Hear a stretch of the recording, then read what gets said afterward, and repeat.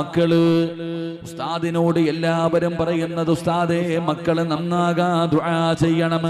എന്റെ മക്കള് സ്വാലിഹീങ്ങളാകാൻ, ഹാഫിളീങ്ങളാകാൻ, ആലിമീങ്ങളാകാൻ, എന്റെ മക്കളുടെ കൈപിടിച്ചുകൊണ്ട് സ്വർഗത്തിൽ പോകാൻ ഉസ്താദേ ദുആ ചെയ്യണേ എന്ന് മാതാപിതാക്കൾ പറയുമ്പോ,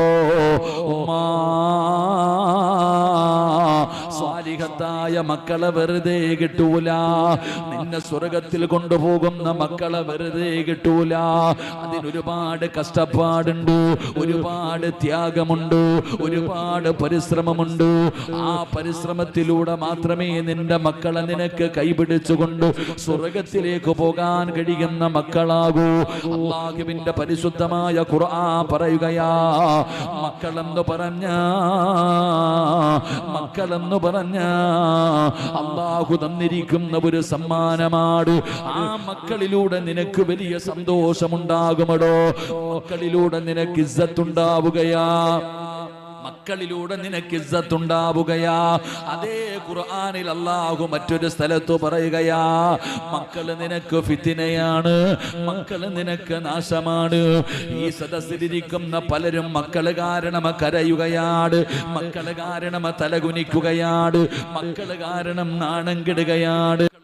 മക്കളുടെ കൈപിടിച്ച് സ്വർഗത്തിൽ പോണോ?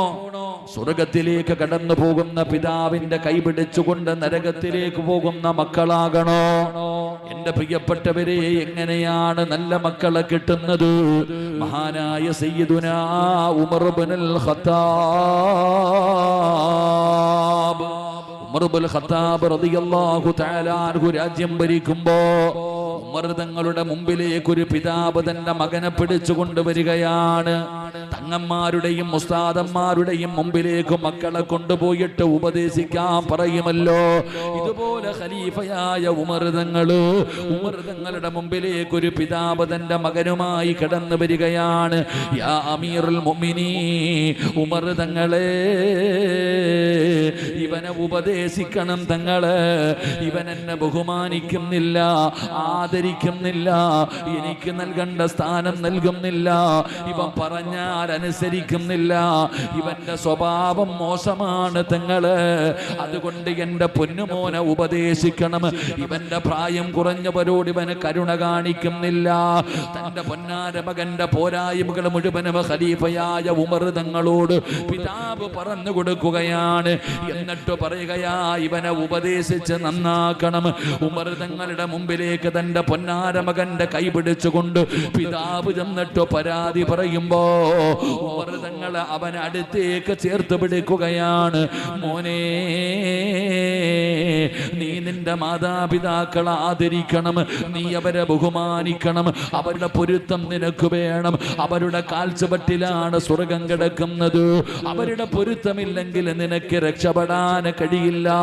ഉമ്മാനെ കുറിച്ച്, ഉപ്പാനെ കുറിച്ച്, മാതാപിതാക്കളോട് മക്കൾക്കുള്ള കടമകളെ കുറിച്ച് ഉമർ തങ്ങൾ പറഞ്ഞു കൊടുക്കുകയാ. മോനെ, നീ അവരുടെ മുന്നിലൂടെ നടക്കരുത്, അവരുടെ മുമ്പിൽ ഇരിക്കരുത്, അവരോട് കയർത്ത് സംസാരിക്കരുത്.